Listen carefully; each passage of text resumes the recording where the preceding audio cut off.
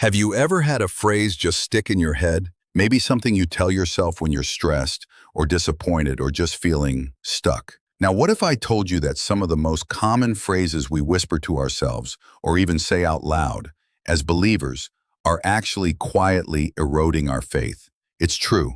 Our words aren't just sounds. They're carriers of truth or carriers of lies. They shape our reality. Proverbs 18:21 hits the nail on the head. The tongue has the power of life and death. What we say out loud doesn't just express how we feel. It actually programs how we think and ultimately how we live. Being careless with our words can silently damage our walk with God, sometimes without us even realizing it. Today, we're counting down 5 of these phrases that we've got to cut from our vocabulary. Let's replace them with the unshakable truth of God's word.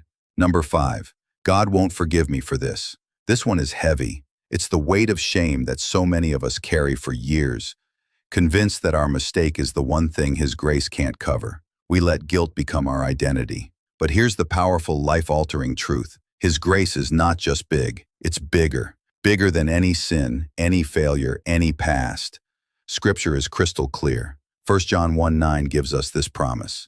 If we confess our sins, He is faithful and just and will forgive us our sins and purify us from all unrighteousness. Did you catch that? All unrighteousness. Not some, not everything but that one.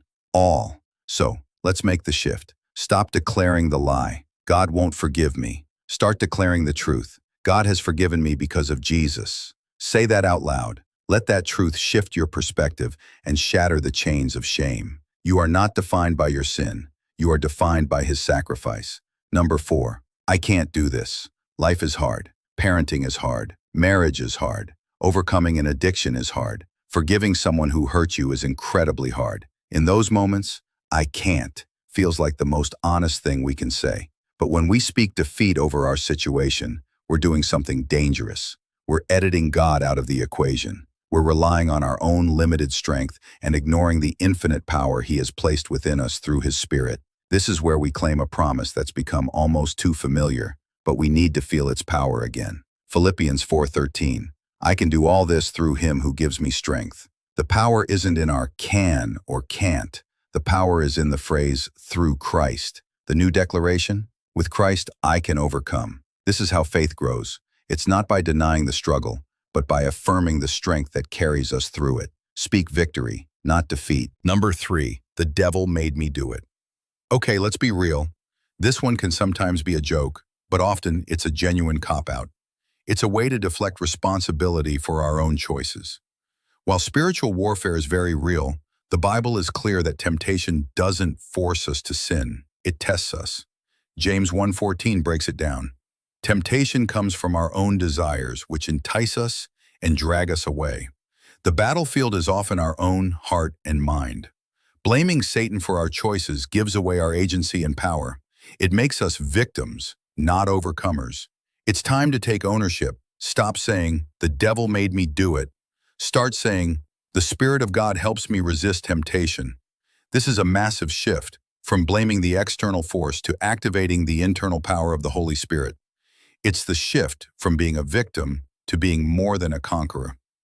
Number 2, I'll start following God later.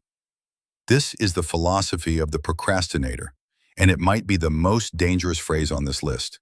We tell ourselves, I'll get serious about God when I'm older, when I've settled down, when I have more time, when things are less crazy. We treat following Jesus like an item on a to-do list that we can push to tomorrow. But the Bible issues a stark warning against this in James 4:14. Why? You do not even know what will happen tomorrow. What is your life? You are a mist that appears for a little while and then vanishes. Tomorrow is not a promise, it's a presumption. Waiting is a gamble with your eternal soul. The only safe choice, the only wise choice is to choose Him now. So stop saying, I'll start later. Start saying, right now, today, I will serve the Lord. Not tomorrow, not next year, today. Number 1, I don't belong. And this is the lie that breaks my heart the most. So many people sit in church or in community groups, or even alone in their prayer time, feeling like an imposter. They feel unworthy, unwelcome, and disconnected. They believe the narrative that they're too broken to belong. But listen closely. That feeling is not from God. That is the exact strategy of the enemy, to isolate you, to make you feel alone so you'll pull away from the very community and relationship that God uses to heal and strengthen us. The truth is your birthright if you are in Christ. Romans 8:16 declares, "The Spirit Himself testifies with our spirit that we are God's children." You are family. You belong not because you're perfect, but because you're His. Stop whispering the enemy's lie, "I don't belong." Start shouting heaven's reality, "I am a child of God, loved and chosen." Let that truth sink in. Let it change the way you walk into a room, into a church, into your prayer closet. You belong. So, let's do a quick heart check. How often do these 5 phrases sneak into your self-talk? God won't forgive me. I can't do this. The devil made me do it. Familiarity. According start later. Don't belong. These words hold power, but it's the wrong kind of power. They are limits on your faith. But when you consciously replace them with words of faith, hope, and biblical truth, you rip those limits off. You open the floodgates for God's promises to flow into your situation. Start saying, "God has forgiven me. With Christ I can. The Spirit helps me. Today I choose God." Violations. These belong to Him. These declarations will build your confidence. They'll deepen your faith, and they will constantly remind you of your true identity in Christ. My challenge for you this week is this. Be hyper-aware of your words. Ask yourself, am I speaking life or am I speaking defeat?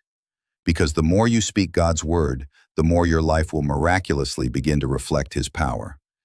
If this message hit home for you, don't keep it. Pass it on.